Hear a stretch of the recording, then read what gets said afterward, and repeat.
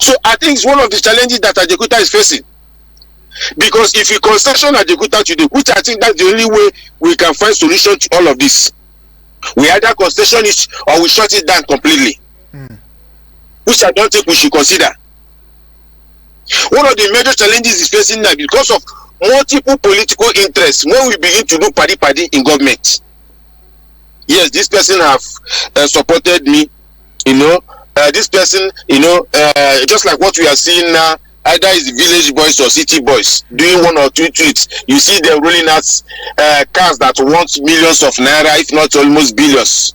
And tomorrow they come to your table, you succeed in getting elected.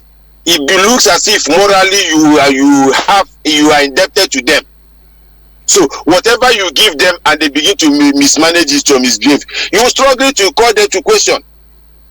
That's what is happening. So whenever you see party, that's what you face. They have given a lot of contract to different people who are lacking the competence, the capacity to deliver in different fora of our life. So whenever they face challenges, you struggle to deliver.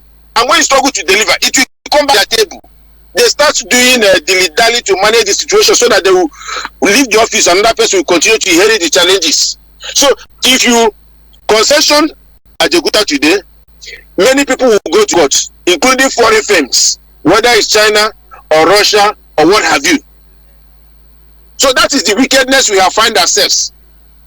You saw what happened with previous other contracts we have engaged in, like the CMS contracts, the Halliburton, and the rest. Some are still in court today. Some are in UK, some are in US.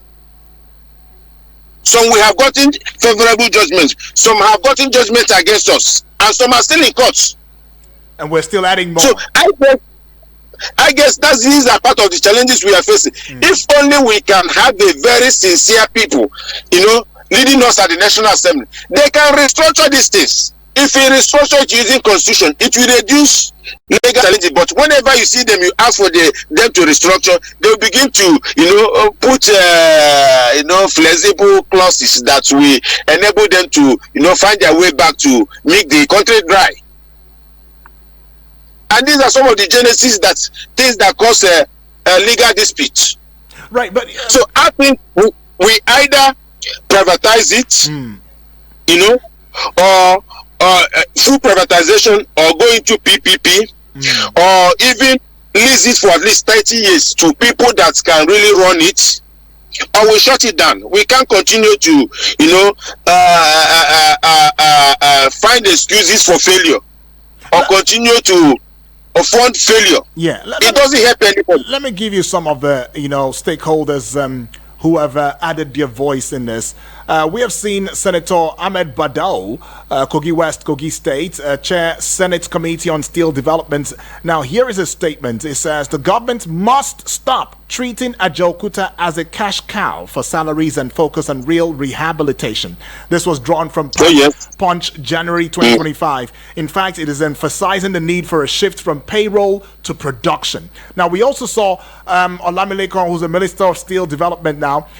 He says we are committed to reviving Ajaokuta through a public-private partnership model. And we have set aside 150 million naira for feasibility studies. This was in March. Vanguard newspaper 2025. So they were signaling a move towards private sector involvement. Now, the Bureau of Public Enterprises BP Director General Alex Oko, who's from Delta State, by the way, says Ajaokuta's assets could be sold to competent investors, but we need a transparent valuation first. I mean, so many people have added their voices, in this matter. In fact, inclusives of Ayuba Waba of Bauchi State now, it says workers at Ajaokuta deserves their wages, but they also deserve a functional workplace. That government must act now. Now, to Yaya Bello at some point in 2025 with the Daily Trust newspaper May precisely had said Ajaokuta is a strategic asset for Kogi and Nigeria. We will not allow it to become a ghost town. But isn't it a ghost town already? Because we have seen South Africa's Steel Works, established in 1952. It was state-owned until 1990s, then privatized to ArcelorMittal South Africa.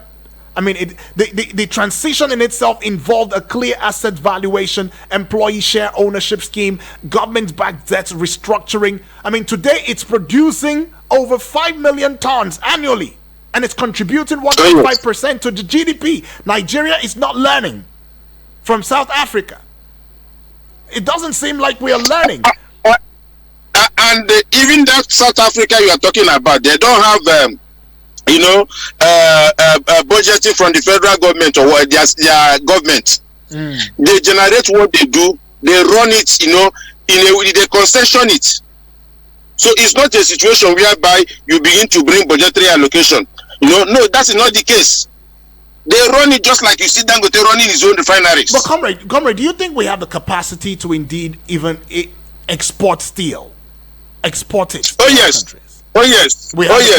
That is if we remove politics from operations, bring capital, technology, and expertise. Earns yearly waste on salaries without output. Government must stop running what it cannot manage. That is why you begin to hear people telling you, using phrases like governments have no business in doing business. Government have business doing business, but then when it comes to situations, that have become corroded with corruption that can even distract governance, you concession it. You say majority or 100% equity. Recover part of the sunk costs, redirect funds to productive sectors. It has a lot of advantages if we sell majority or if not 100% equity. It will end physical budgetary allocation that we are facing, transfer it to private sector, forces efficiency and accountability. And that is the political truth. So privatization is unpopular, but continuous waste is worse. Okay. We can't continue, allocating budgetary every year. Yes, one of our family members talked about those working deserving their wage. What are they working? We can transfer them and they still retain their salaries. It's done everywhere. You can move from one ministry to another, from one agency to another.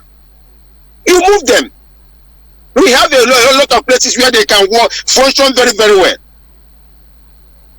Or better still, we can break Ajaokuta into functional units like rolling mills, billet production, downstream fabrication, use locally available scrap steel initially, maybe something like a gradual productivity or early revenue generation or skill revival. Just break it into pieces and concession it.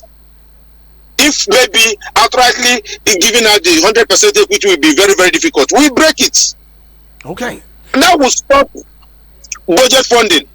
That will stop every year. We will just push billions into that angle. At the end of the day, nothing to show for it. It doesn't tell good. Okay. Whereas we have areas that are in their need of revenues that are lacking. Just the other day, we saw a report last week where I think Ministry of Health was reportedly to have a budget in 2025 of capital project of 218 billion. And what was released in the whole calendar year was 36 million. Can you imagine that? Oh, good Lord. Can you imagine that? It's laughable and sad. You have a budget of 218 billion and what was released was 36 million. That is, if you are beginning to place it into 0.00 something. It's uncalled for. At the same year, it was reported in different fora that media, either SA media or thereabouts, to the president receive over 500 million for his work. How can we move as a people in this kind of situation? So I do not believe that Ajaokuta was wrongly cited. Yes, theoretically you can say that or practically, but then whether it's wrongly or rightly cited, I think the major problem there is politicization of it, influence, and it has shown that it's overburdening the presidency or the federal government of Nigeria. The challenges of Ajaokuta is endless. Let them concession it. The same way they did with the power sector, they do with the telecommunication. The same thing we do with the Transcorp and the rest. Let them concession it. Okay. And let's see what will happen from there. Right. Concession. Of course, we have bright minds. We have GAC, we have Innocent, and many other automobile companies. If they cannot buy it completely, let them, break it down into units and let them take the one they can take.